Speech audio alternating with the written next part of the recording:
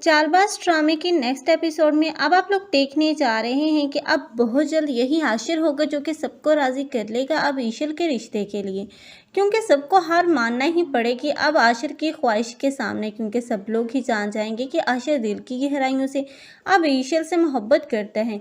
इसलिए अब वो ईशल की ख्वाहिश को अब आशिर की ख्वाहिश को पूरा करने की ठान लेंगे। लेकिन दूसरी ही तरफ यही होगी ऐसा जो कि इस ख्वाहिश को पूरा करने में उसकी मदद करते हुए नजर आएगी, ताकि सबकी नज़रों में अब अच्छा मुकाम हासिल कर सके। लेकिन ऐसा यहीं तक नहीं, बल्कि वो काम करेगी जिसकी वजह से वो अपने आप को मोतबर साबित कर सके। पूरे घर को तो उसने संभाल ही रखा है, लेकिन साथ ही साथ वो ऑफिस के मामलात में भी मुदाखलत करती हुई नजर आएगी, क्योंकि वो जानती है कि अगर ईशा इस घर में आ गई तो उसकी वैल्यू हो सकता है कि कम हो जाए। इसलिए वो चाहती है कि उसकी बहन भी इसी घर की दुल्हन बनकर आ जाए।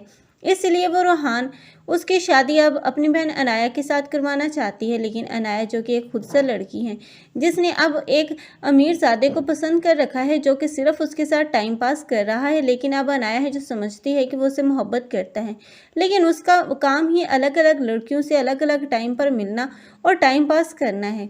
लेकिन बहुत जल्द यही ऐज़ा होगी जो कि इन दोनों के बीच दरार पैदा करेगी, क्योंकि वो इन दोनों के तमाम रिलेशन को ख़त्म करने की भरपूर कोशिश करती हुई नज़र आएगी और अपनी माँ के सामने जाकर भी अब हाथ जोड़ेगी और उसे बोलेगी कि अनाया को समझाओ और वो रूहान से शादी के लिए मान जाए। और उधर आशिर है जो कि अब रूहान को मनाएगा, लेकिन रूहान जिसकी ज़िंदगी तो अनाया से शादी करने के बाद बहुत ही ज़्यादा मुश्किल का शिकार हो जाएगी, क्योंकि अनाया उसे ज़रा भी भाव नहीं देगी, क्योंकि अनाया तो एक मूडी लड़की है जो कि अपने मूड के मुताबिक ही अब उसको भाव देगी। लेकिन साथ ही साथ वो ऐज़ा का भी जीना हराम करेगी, तभी तो ऐज़ा की होश ठिकाने आएगी।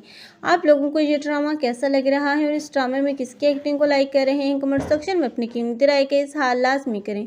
मज़ीद ऐसे रिव्यूज़ के लिए हमारे चैनल को लाजमी सब्सक्राइब कर लें। अगर आप लोगों को हमारी वीडियो अच्छी लगी हो तो वीडियो को लाइक करना मत भूलिएगा। अल्लाह हाफ़िज़।